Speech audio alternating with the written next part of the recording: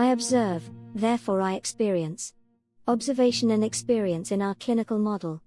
Let's see how it works in reality. In a previous video, we have laid out the following clinical sequence model. Experience is emotionally constructed, emotion is shaped by memory and attention, identity is a stabilized emotional narrative, trauma is a failure to update emotional memory, healing is restoring emotional flexibility, regulation precedes reinterpretation. In this video, observations, the input for our experiences and how it works in our brain. Observation is the raw input stage, but it never enters experience directly.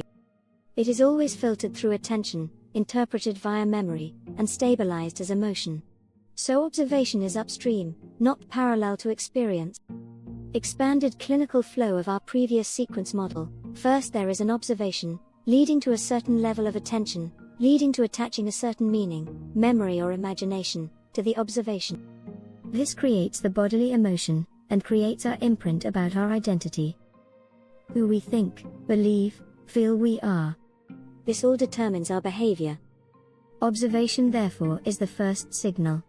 Everything else is interpretation. 1. What observation really is, clinically. Clinically and scientifically, observation equals sensory data plus measurement output before interpretation.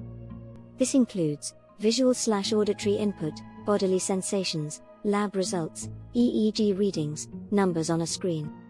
Important, observation is pre-experiential, it has no emotional meaning yet, it does not equal reality as lived. This is why 3 clinicians can observe the same data and reach different conclusions. Patients react emotionally after interpretation, not at observation itself. 2. Why observation never stays objective inside a human? Here's the key clinical fact: humans do not experience observations, they experience interpretations of observation. The moment observation enters a nervous system, 3 things happen automatically. Attention selects what is noticed versus ignored. Memory contextualizes, what does this remind me of? Emotion evaluates, safe, unsafe, relevant, irrelevant. Only after that does it become experience. So even in science, instruments observe, humans interpret. And interpretation is emotional whether we like it or not. 3. Does observation belong to memory, imagination, inspiration category? Answer: indirectly, yes, but only after it is encoded. Observation becomes memory the moment it is encoded, categorized, named and stored. At that point, it joins autobiographical memory. It can be reactivated, it can be imagined, anticipated, or reinterpreted. So clinically, observation becomes part of the memory-imagination system only after encoding. Before encoding, it is just signal. 4. Why even objective measurement doesn't bypass the model? This is important for our question where observation comes into experience. Let's say, a heart rate monitor, a brain scan, a lab value. The measurement itself is non-emotional. But the moment a human reads it, attention selects meaning, this matters, memory frames it, last time this was bad, emotion arises, fear, relief, urgency. Clinically, measurement bypasses subjective observation, but not subjective interpretation. That's why medical trauma exists, diagnoses can become identity, numbers can regulate or dysregulate patients.